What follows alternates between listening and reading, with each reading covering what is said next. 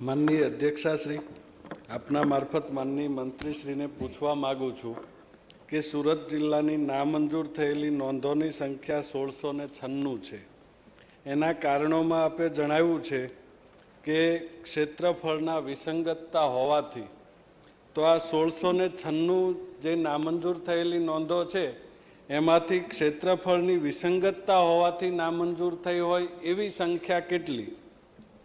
બીજું કે 5% કરતાં વધારે ડિફરન્સ હોય તો એવી જગ્યાઓ પ્રમોલગેટ થવી ન જોઈએ, પરંતુ જિલ્લા સંકલનમાં જ્યારે આ વિગતની માહિતી માગીએ છીએ ત્યારે જિલ્લા સંકલનમાં એવી રજૂઆત આવે છે કે ગામ દીઠ 1000 રૂપિયા તમારે ભરવા પડશે.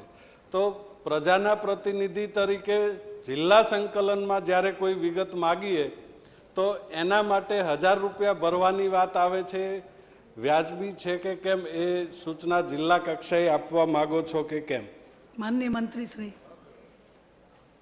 માનનીય અધ્યક્ષશ્રી, પહેલી વાત તો આજે 1000 રૂપિયા સંકલનમાં માગવામાં આવે છે એ બાબતમાં સરકાર સ્પષ્ટ છે કે સંકલનમાં માગવામાં આવતી માહિતી માટે 1000 રૂપિયા ભરવાના હોય નહીં, અને એ જો માગતા હોય કોઈ જગ્યાએ તો અમે ચોક્કસપણે એની સૂચના જારી કરીશું.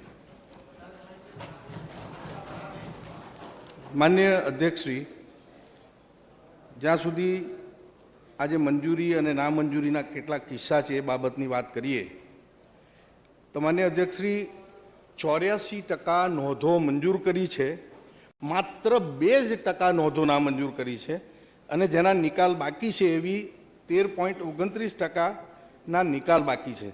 પરંતુ છેલ્લા જે આ પ્રશ્ન પૂછ્યો અને ત્યારથી માંડીને ગઈકાલ સુધીના સમયગાળા દરમિયાન ગણીએ તો માત્ર 30 નોંધ જે મેં આપણને આગળ કીધી એ મુજબ બાકી છે. 4 નોંધો માત્ર કોર્ટના હુકમના કારણે બાકી છે, અને બાકીની જે 26 નોંધ છે એ નોંધો તકરારી હોવાના કારણે બાકી છે. ધન્યવાદ.